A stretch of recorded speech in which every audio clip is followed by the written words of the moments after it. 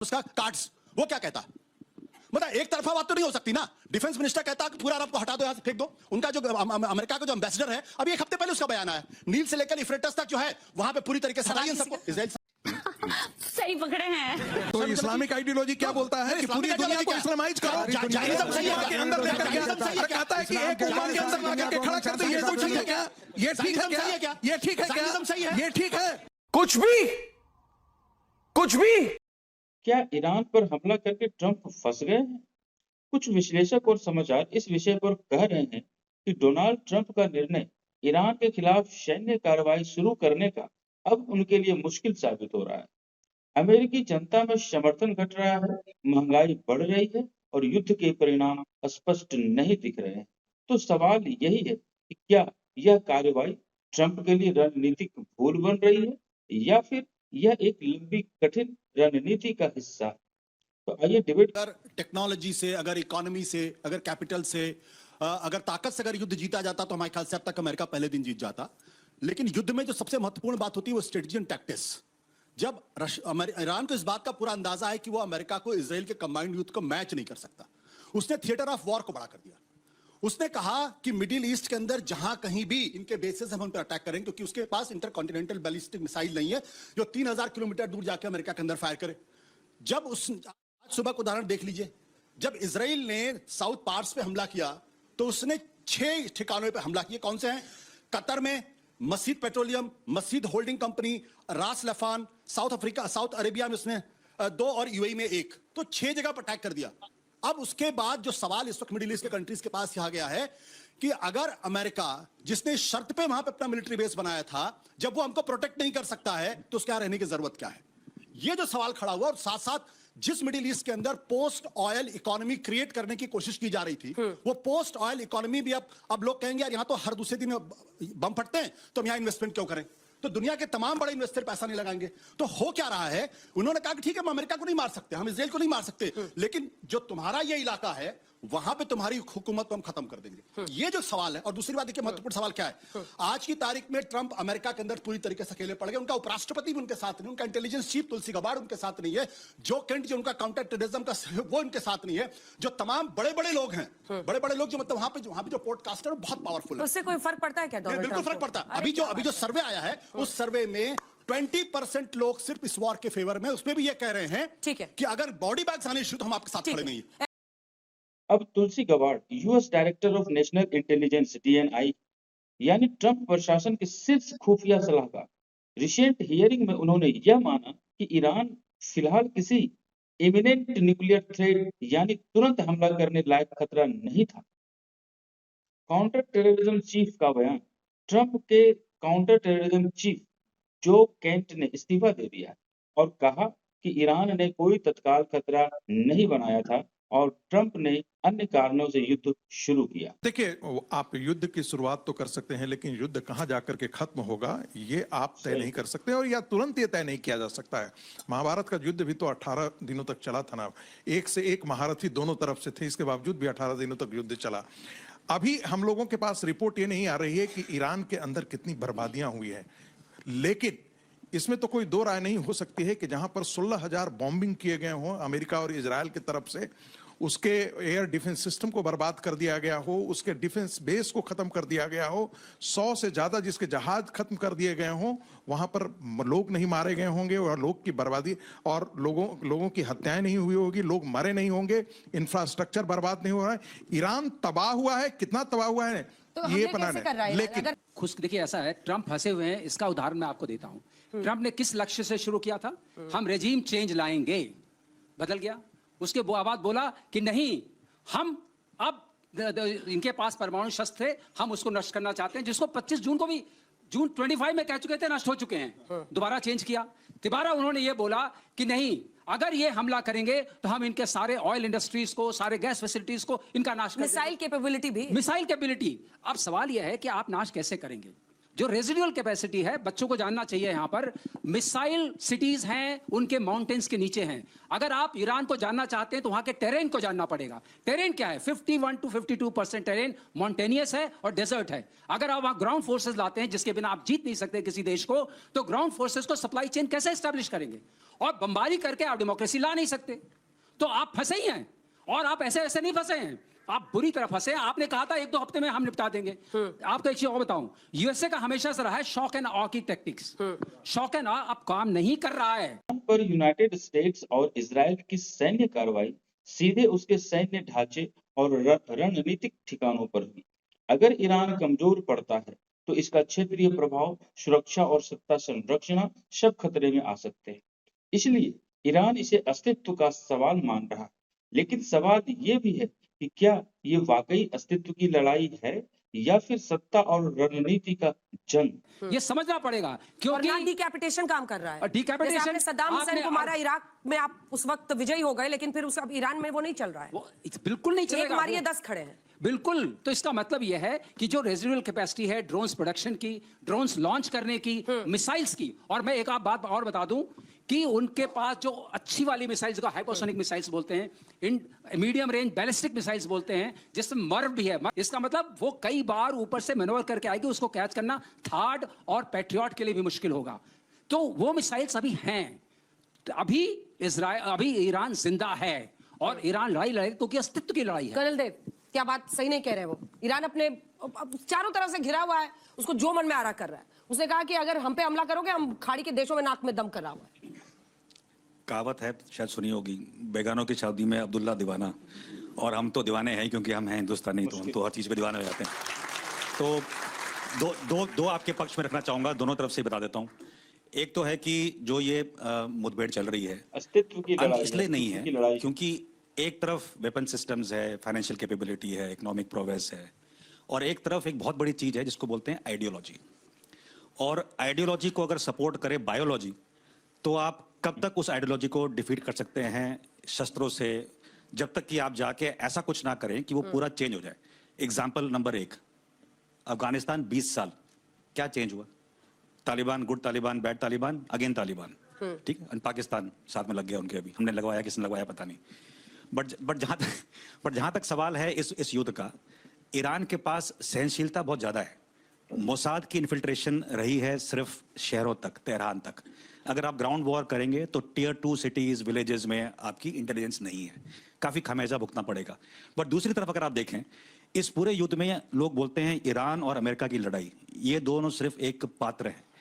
इनका जो एक मेन अंश है वो है इजराइल, और इजराइल की समस्या है। इजराइल की समस्या शुरू हुई 1979 में, जब इस्लामिक रेवोल्यूशन हुआ, और उसके बाद जब इनको बोला गया कि ये बड़े सेटन है और वो छोटे सेटन है, अमेरिका और इजराइल पे प्रेशर इसलिए आया क्योंकि इजराइल एक जगह ऐसे संचलित है जहां पर हमस, हिजबुल्ला, यमन में ह्यूतीज, सबको फंडिंग ईरान करता है। $1 billion USD per annum is not a small amount to do that.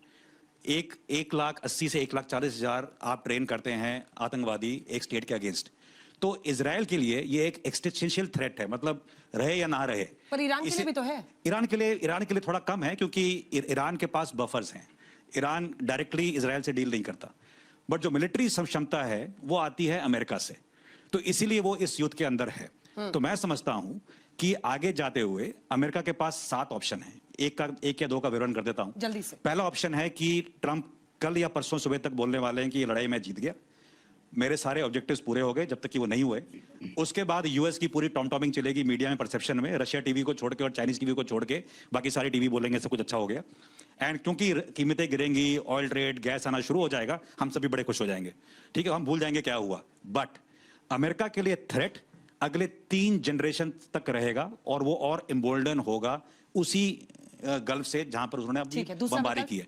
दूसरा विकल्प है कि वो कुछ छुटपुट चीजें करें, प्रांतों में कुछ मिसाइल बेस को उड़ाएं, कुछ रेड करवा दें through commandos and marines and delta force, और वो सब करके अपनी वो एक बार विनिंग एटीट्यूड दिखा दें। उसी में अगर वो फंस गए और ये प्रोलॉन्ग बूट्स ऑन ग्राउंड हो गया, तो जो खमियाजा है वो अमेरिका को भुगतना पड़ेगा, इजराइल को भी भुगतना पड़ेगा, ईरान तो बेचारा भुगतेगा ही भुगतेगा। नहीं, अभी इराक खाली के बाद मुझे नहीं लगता बूट्स ऑन ग्राउंड कभी Boots on ground, ज़ैग्रोस की जो अंजना, पहाड़ियां हैं boots वहाँ on बहुत ground, मुश्किल टेरेन है ईरान अंजना, में। boots on ground will bring body bags to America. और ये उनके लिए बहुत और घातक ये है। उनके लिए बहुत खतरनाक है। ठीक है। मिड टर्म इलेक्शंस भी होने ठीक है, जल्दी से कमेंट फिर मैं जाऊंगी। अमेरिका वियतनाम में गया, क्या हालत हो गया? अफगानिस्तान में गया, क्या हालत हो गया? अगर ट्रंप को कोई पागलपन का दौरा सवार होगा तो जरूर वहां पे, मुझे नहीं लगता, थोड़ा पागल है लेकिन इतने ज्यादा नहीं। आजमी साहब जल्दी से तो जल्दी ऐसा से। पता है कि अमेरिका वियतनाम में 1955 से 1975 तक युद्ध लड़ा। 5800 सैनिक मारे गए अमेरिका के। अमेरिका युद्ध हार गया। 2001 में अमेरिका अफगानिस्तान गया। लक्ष्य थे आतंकवाद खत्म करना, अलकायदा को तोड़ना, तालिबान को सत्ता से हटाना। कुछ हद तक सफल भी हुए। तालिबान को सत्ता से हटाया, काबुल पर कब्जा किया, नई सरकार बनाई। युद्ध 20 साल खिंच गए, तालिबान पूरी तरह खत्म नहीं हुआ। अमेरिका ने जो सरकार बनवाई थी वो जनता की विश्वास नहीं जीत पाई। नतीजा 2021 में अमेरिका ने सेना वापस बुला लिया। तालिबान ने दोबारा कब्जा अफगानिस्तान पर जमा लिया। यानी 20 साल, ट्रिलियन डॉलर खर्च, और अंत में वही तालिबान अफगानिस्तान के शासन में फिर से वापस आ गया। तो एक जिंदा कौमें जो हैं कभी इंतजार नहीं करती। हम विश्व गुरु हम बनने के लिए अपने अंदर यूनिटी पैदा करनी चाहिए। और भारत ही एक ऐसा देश है जो गुटनिरपेक्ष है और पूरी दुनिया के अंदर अमन चाहता है। और अमन इसी रास्ते से होगा कि हमें ट्रंप को भी रोकना पड़ेगा और ईरान को भी हमें बताना पड़ेगा कि भाई इससे मसाइल हल नहीं होंगे। और जहां तक सवाल इस चीज का, मैं आपको बता दूं कि इजराइल का, तो मैंने आज ही पढ़ता हुआ मैं आ रहा था, हब्लुम मिनल्लाहि व हब्लुम मिनन्नास। लोग इत्तिफाक ये है कि मुसलमानों की विडंबना ये है कि वो ना कुरान को पढ़ते हैं ना उसके ऊपर अमल करते हैं। या तो अमेरिका ईश्वर के लिए समर्पित हो जाए या लोग उसकी मदद करें। जिस दिन अमेरिका इजराइल से अपने आप को अपने हाथ खींच लेगा, उस दिन ना बच्चों का कत्ल होगा और ना ही दुनिया के अंदर बदअमनी होगी। तो इसलिए मैं कहना चाहता हूं कि वार जो है ये किसी चीज का हल नहीं है। हल ये है लेकिन कि यहूदियों का कत्ल होगा तो कौन रोकेगा? जी, यहूदियों का कत्ल होगा तो कौन नहीं, रोकेगा? वो भी गलत है। नहीं, किसी का नहीं होना नहीं, चाहिए। आपके गलत है कह देने से थोड़ी ना उनकी जान बच रही है। अब आपको ये बता दें कि ईरान को भी, मैं तो पहले कह रहा हूं इस बात को, हाँ। कि हमारे दूध और खून के रिश्ते हैं। अगर कहीं इस तरह के हालात बनते हैं तो रोकना चाहिए और भारत ही रोक सकता है। ठीक है, और आसिफ तालिबान तो पूरी मानवता का ही पक्षधर है, जिसको यहाँ के भारत के लोग ये बड़ा प्रशंसा करते हैं। भारत के मुसलमान, भारत सरकार तालिबान जब सरकार आ गई थी सरकार से तो बड़े लोग यहाँ पर उछल उछल के आपकी सरकार ने शफीकुर दोस्ती रहमान कर की रखी है, सरकार ने भारत से ध्यान रखिए, मैंने बीच में नहीं टोका था अंजना जी, आपकी सरकार थोड़ा सा बोलती है, बोलने दीजिए। क्या संबंध है आपकी सरकार के इजराइल तालिबान के से? अस्तित्व को कौन नकारता है? ईरान कहता है कि इजराइल को अस्तित्व में होना ही नहीं चाहिए। एक यहूदी नेशन एग्जिस्ट ही नहीं करना चाहिए। वो उनकी नजर में काफिर की परिभाषा में हम आते ये भी हैं। गलत है। ऐसे ईरान का ये इजराइल को कहना ये भी अपने गलत। बचाव में उन ताकतों को नष्ट करना चाहिए नहीं, जो हिजबुल्लाह खड़ा करता हो, जिसकी फंडिंग करता हो, जो हमास पैदा करता हो। हमास की लड़ाई क्या है? हम तुम्हारे साथ नहीं रह सकते, टू नेशंस हमको चाहिए। क्यों चाहिए तुमको? ठीक है। और क्योंकि जब तुम खामनेई मुसलमान साहब हो खुद इसलिए लिखते हैं, नहीं चाहिए। तुमको इसी देश के अंदर आना चाहिए। खामनेई साहब खुद लिखते हैं कि Jews इजराइल को nation के दुनिया अंदर से ही मिटा तुमको देंगे। रहना होगा। उनका हमास पोस्ट को है। क्रिएट तो इजराइल ने ये किया। बहुत बड़ी बड़ी बातें की जा रही है। हमास को क्रिएट किसने किया? नेतन्याहू ने क्रिएट किया। क्यों क्रिएट किया? क्योंकि उनको पीएलओ को काउंटर करना था। ये भी इतिहास का तथ्य, इसको भूलो मत आप। तो फंडिंग कौन कर रहा है? ईरान नहीं कर रहा है फंडिंग। हमास को किसने क्रिएट किया? मैं सुन, एक फंडिंग कर रहा है कि नहीं? ईरान फंडिंग कर रहा है कि नहीं? हिजबुल्लाह को फंडिंग कर रहा है कि नहीं? मैंने आपको बीच में नहीं टोका। हिजबुल्लाह को अभी- फंडिंग जैसे गांधी जी को खुली छूट है, ये बोलेंगे। हिजबुल्लाह को एक फंडिंग मीडिया कर को रहा होता है है, या ये नहीं कर चैनल रहा शो है? होता है। हमास को फंडिंग कर रहा है या नहीं कर अभी रहा है? डिस्टर्ब करते रहेंगे, बोलने नहीं देते हैं, यही किसने करते हैं ट्रेन ये किया? लोग। अमेरिकन ने खड़ा किया अलकायदा को, और अंत में अलकायदा का निशाना शिकार कौन बना? अमेरिका बना। हमास को किसने खड़ा किया? नेतन्याहू ने खड़ा किया। अंत में निशाना कौन बना? नेतन्याहू बने और इजराइल बना। अब महत्वपूर्ण सवाल इसमें क्या है? महत्वपूर्ण सवाल इस बात को लेकर कि जो 7 अक्टूबर को हुआ वो बहुत ही निंदनीय है, उसकी दुनिया में हर जगह होनी चाहिए।